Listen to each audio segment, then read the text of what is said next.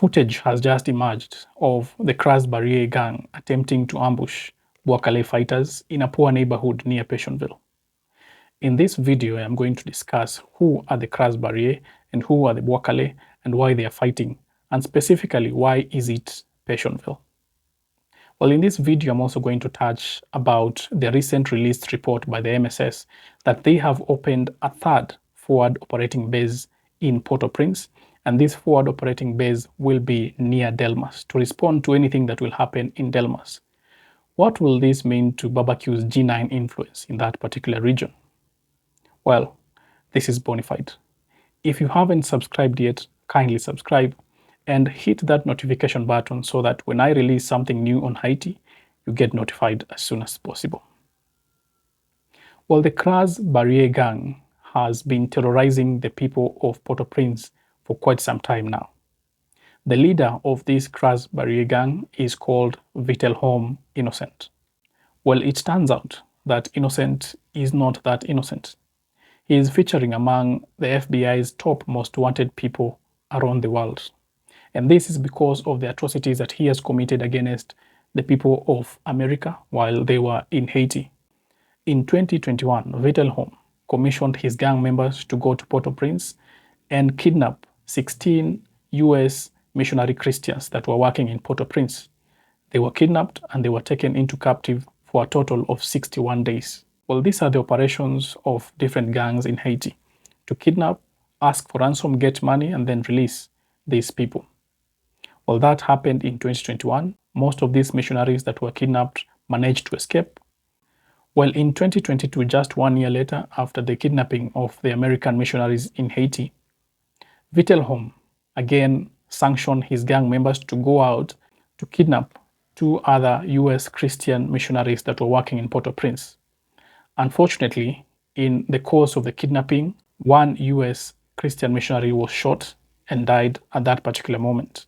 The other one was captured for 3 weeks and negotiations happened, and he was released upon the delivery of the money that was requested. So this is why the FBI has Vitelhomme Innocent in their radar. And they have even given a 2 million bounty for anyone who will give information where they can capture Vitelhomme Innocent and his activities. Well, those are the operations of the Kraze Barye. The Kraze Barye is one of the major gangs in Port-au-Prince. They operate by kidnapping, extortion, and other illegal activities to get money so that they can increase their reach, they can increase their influence in Port-au-Prince. Of course, they want more territory. They are majorly based in Torsel, and in 2024 October, just last month, they had their encounter with the MSS forces in Haiti. And this was MSS's first major operation in gang control area, where they reported that they were able to seriously injure the second in command of this Kraze Barye gang, known as Deshomes. And in that exchange of fire, about 20 armed gang members were shot and died at the spot. This is as per the MSS in a scuffle that happened last month where they encountered this Kraze Barye gang in Torsel, and that happened at that particular time. Well, the Kraze Barye is aligned to the GPEP family of gangs in Haiti. As you all know, there are 2 main factions of gangs in Port-au-Prince. You are either allied to Barbecue's G9 and family, or you are allied to the GPEP family that also has the 400 Mawozo in it. But when we are talking about the Vivan Sam, it encompasses now all these gangs coming together and fighting the government of the day. For some reasons, they all sat down and say that we have one common enemy, and that is the government, and we will all lose if this government wins. So they decided to all have one conversation and attack the government interests, government offices, government officials of Haiti. Well, in the capital of Haiti, Port-au-Prince, where there are a lot of gangs operating, where about 85% of the capital has fallen under gang control, people have grown sick of these gangs, and they have now taken it upon themselves to stop these gangs from the operation, to stop these gangs from destroying the lives of other people who just want to live their life peacefully. And there is a sect among the civilians that has now decided to attack the gangs and gang members or people who are associated with gangs in Port-au-Prince. And now these are the people who are called the Bouakale fighters. These are the people who have decided that we are going to stop whatever is happening in our country. We are going to stop whatever is happening in Port-au-Prince, and we are going to allow neighborhoods to exist the way they were existing without gang influence. And they have taken really brutal measures in particular moments to stop this gang influence from expanding in Port-au-Prince. And a sign of what happened in Passionville just last week, as I reported also in this channel, what happened in Passionville is a sign of how Bouakale responds to these gang threats that happen in different neighborhoods. And that specifically was happening in Passionville. And as you see the video here, it is also at the periphery of Passionville. It's a poor neighborhood near Passionville that the Kraze Barye gang wanted to ambush these Bouakale fighters. So Bouakale fighters are basically civilians who want to stop these gangs from expanding. They don't want gang activity. They are tired of what is happening. And if you can remember, as I reported, as it was also reported in different media, these Bouakale fighters and other civilians decided to join the police officers in fighting the gangs that were heading to Passionville, and 28 gang members lost their lives and they were burnt in that particular incident. So Bouakale fighters are as brutal as they can be. They don't take no prisoners. When they suspect you or find you being involved in particular gang activity, their take is that you don't deserve to live anymore. So they end the lives of these people who are involved in gang activities and they ban you. So what you saw in Passionville last week happening, these gang members getting burned in a pile of tires, that is the style that Bouakale uses to fight the gang members that are terrorizing other citizens in Port-au-Prince. So what you see in that footage, those are Kraze Barye, part of gangs in Haiti, one of the major gangs in Haiti. We're talking of gangs that are almost to the same size as what other leaders, gang leaders, are controlling. This is a major gang controlled by Vital Holmes Innocent, and this gang is trying to attack the Bouakale fighters in Port-au-Prince. So these are two factions where you have civilians coupling up into groups that don't want to have this gang influence in particular neighborhoods. Then you have gangs that are saying that we want to expand our territory because in their view, they are quote unquote trying to liberate the country.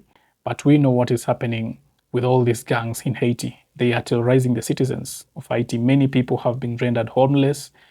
Many people have lost their lives in the course of this incursion by gangs into particular regions. So this is just the periphery of the Passionville neighborhood.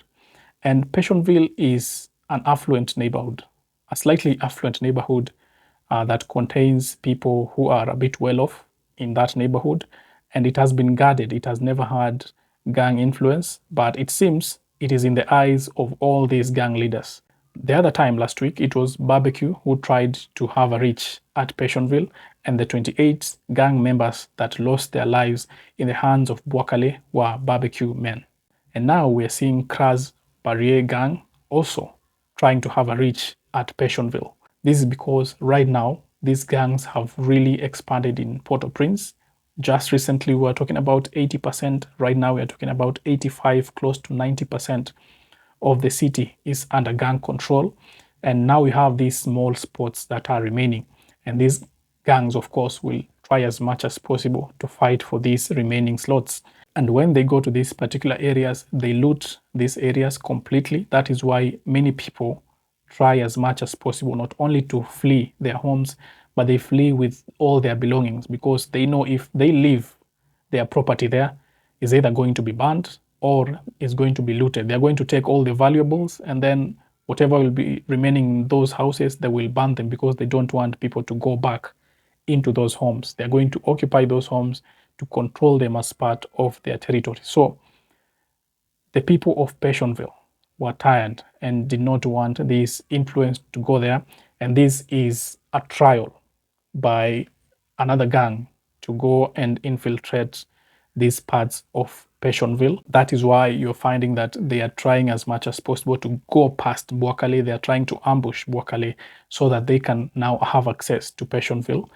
Barbecue tried, it did not succeed, and now we have Vital Homes with Kraze Barye trying also to go to take over Passionville. So Passionville is the prize right now because many of the territories in Port-au-Prince are already claimed by these gangs and gang leaders. They don't want conflict. They want this particular place that has not yet been claimed. And that is their price. That is the price to them. But the law enforcement is also very, very keen about the movements of this gang. As we saw, they orchestrated a very, very elaborate ambush against the gangs as they tried to go to Passionville. With the assistance of the civilians there, the residents, they were able to stop the incursion, and unfortunately 28 gang members lost their lives. So that is the explanation of that footage that has just surfaced. It shows that gangs are not ready to give up in this quest to have more territory in Port-au-Prince, and it further shows that they want 100%. They want to take over the entire city, and when they take over the entire city, they basically will have taken over the country of Haiti. Now, moving on, the MSS has released a statement that they have opened the third forward operating base. We know that there is a serious operation going on against gangs in Haiti. While the gangs stood and said that we are going to fight, the security apparatus as well have shown that they are ready for that fight. And they have been attacking different interests of these gangs. They have gone even to the extent of going to the home of Barbecue himself, Jimmy Cherizier, and they flattened his house. So we are seeing the Haitian National Police and the MSS also very, very fierce, acting against these gang members and gang leaders and their threats that they are going to take over the entire city. So the MSS is continuing to open these forward operating bases. Why are they opening these forward operating bases? These FOBs are very important, more so for response. You know, when you are centralized in a particular place, it is very difficult for you to respond to particular issues that may happen in neighborhoods as dense as Delmas. When the attack happened last month on October 3rd, when we had the attack at Ponsonde, it was a bit challenging for the security officials to go there as soon as possible. And that quick response could have saved lives. So that is why it is important for these forward operating bases to be stationed at critical areas so that the response could be fast and as soon as possible, so that lives could be saved and so that these gangs don't have the luxury of expanding the way they want as if they don't have a government in that particular nation. So these strategic forward operating bases have been positioned at particular points that are very, very fundamental. For example, the first forward operating base is at the police academy. They want to protect the recruits so that Haiti could have a better supply. 700 recruits are in the academy currently studying, and they will leave that academy to join the Haitian National Police in fighting the gangs. That is an addition of 700 troops on the ground fighting the gangs. The forward operating base in Ponsonde is very important as well because the distance between Port-au-Prince to Ponsonde is 100 kilometers. While you are in a country where air travel is limited, you need to have that forward operating base in that particular point so that it can have quick and fast response as you ask for more support. If there is a serious escalation, you can ask for more support, but there will be people who will be able to contain the situation before it gets to a worse situation. Then now we have the third forward operating base near Delmas, and this forward operating base is very, very strategic, that it can respond to issues that can happen in Delmas, it can respond to issues that can happen near the national ports, and can respond to issues that can also happen at the porous coastline. Now, it is very important because the coastline and the national port are strategic positions where these gangs are getting their arms from. So it is very, very fundamental to have security in that area, as well as Delmas. Delmas has been under gang control, serious gang control for a very long time. If they will be able to quell or dismantle the gang influence in Delmas, then it will be very easy for them to dismantle gang influence anywhere in the country.